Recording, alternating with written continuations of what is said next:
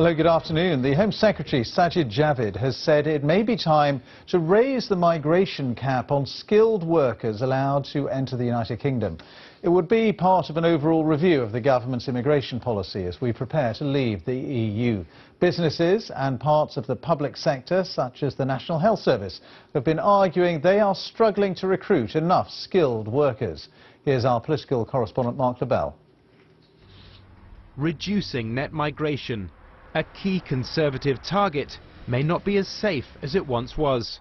The Home Secretary, Sajid Javid, has said he supports the Conservatives' manifesto commitment, which is to bring net migration down to the tens of thousands, but has refused to back the figure explicitly. In his first major TV interview since becoming Home Secretary, he said he was prepared to look at raising the cap for skilled workers.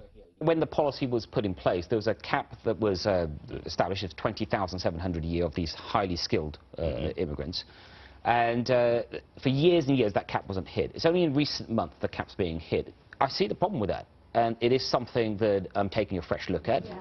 It follows pressure from businesses and the NHS, which is struggling to recruit doctors.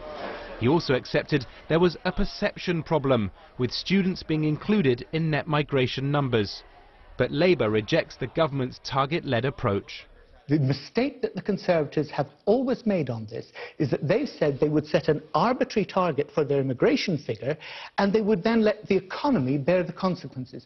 We've said that what you do, the sensible thing to do, is to say, what does our economy need? Let's make sure we have the skills to match those needs. Tackling violent crime is another urgent challenge for the new Home Secretary.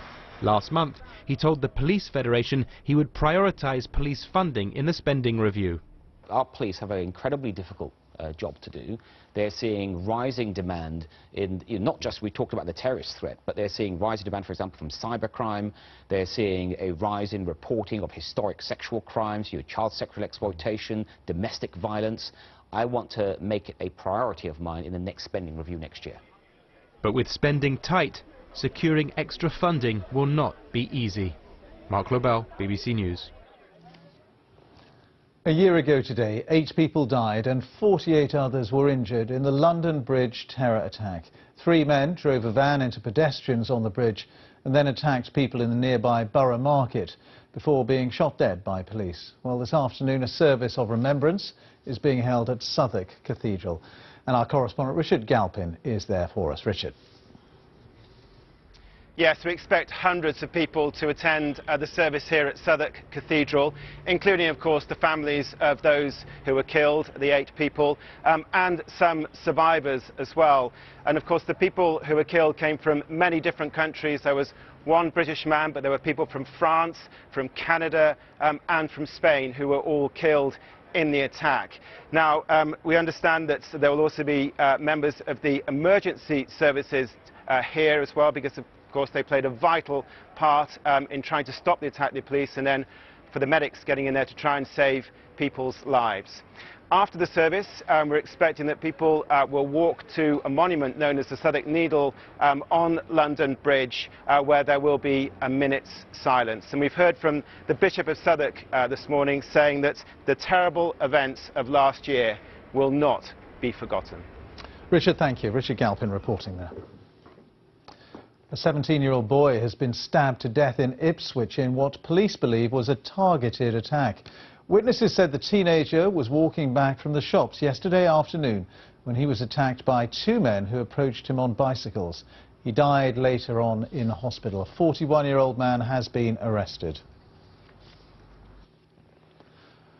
The world could be only days away from a full-blown trade war. That is the warning from the world's leading finance ministers meeting in Canada. It follows President Trump's decision to levy big tariffs on imports of steel and aluminium. Several countries, including neighbouring Canada and Mexico, have already retaliated with their own tariffs. Our business correspondent Joe Lynham reports. The drumbeats of a looming trade war are getting louder. As finance ministers from 7 of the world's key economies arrived in Canada, greeted by some Canadian Indigenous people, there was only one major issue: tariffs. And it was 6 against 1. The Americans have decided to, in our mind, take an action that's not at all constructive. It's actually destructive to our ability to get things done around tariffs on steel and aluminum. In order to revive steel-making plants like this one in Pennsylvania, the US has imposed a 25% tax or tariff on all imported steel and 10% on aluminium. That will make steel far more expensive to sell in America for British, Mexican or Canadian manufacturers. But the US was playing down the significance of the tariffs. The concern is not these tariffs per se, but I think the concern is obviously many of them have put on or threatening reciprocal tariffs, and then perhaps with the U.S.'s reaction. So I think that trade is a very important issue, and I think, as you know, the President and I and others in the administration are very focused on this. In the next few days, these iconic but noisy Harley-Davidsons could be the focus for EU retaliation against US-owned brands. That, in turn, could lead to the Americans imposing tariffs on European cars, which could include Jaguar and Land Rover. And the threat of a global trade war could intensify even further this week if trade talks between the US and China break down and tit-for-tat barriers are applied to products between the world's two largest economies. Next week, these finance ministers' bosses, the presidents and prime ministers, will try to paper over the cracks. But short of a change of heart from President Trump, that meeting will doubtless highlight US isolation on this issue. Joe Lynham, BBC News. There have been violent clashes in Jordan in a third night of protests against proposed income tax increases and price hikes in the shops. Protesters are calling for the dismissal of the Prime Minister. The government says the rises are a necessary condition of a loan from the International Monetary Fund to bail out the country's faltering economy.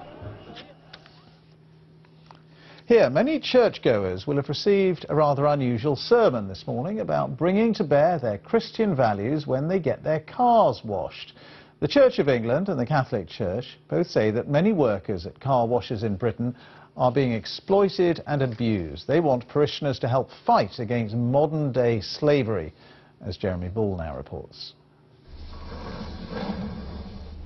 A clean car at a cheap price, but is that costing someone's freedom? Thousands of hand car washes have been set up in the last few years, and while many are legitimate, some workers are being exploited, abused and trapped by threats or debts. I've been threatened twice that he would kill me because I'd not done something quite right. I had to stay outside. I was only allowed to go indoors to eat. I had to work 11 hours per day non-stop. I had no breaks. The employer does not buy any protective gloves and the shampoo is quite strong. And while washing the cars, it keeps corroding the skin. Because we want clergy to be talking about this when... So today, the Church of England and Roman Catholic Church are asking their congregations to help root it out. Does there appear to be a boss who's controlling or intimidating? So they're suggesting sermons about slavery in car washes and lessons in Sunday schools too. It is our job as Christians to be concerned about the most vulnerable in our society. There's still 1 million people or so go to church in this country every Sunday, and that means that we've got eyes, ears in every community, every town, village, city, anywhere in this land. But the really clever bits, the way they're going to use smartphone technology. If you get your car cleaned, you can use this new app called Safe Car Wash. It'll pinpoint your location and it'll help you spot and report any warning signs. That information is going to be sent to experts at the University of Nottingham who'll use it to build up a national picture of the scale of slavery in car washes.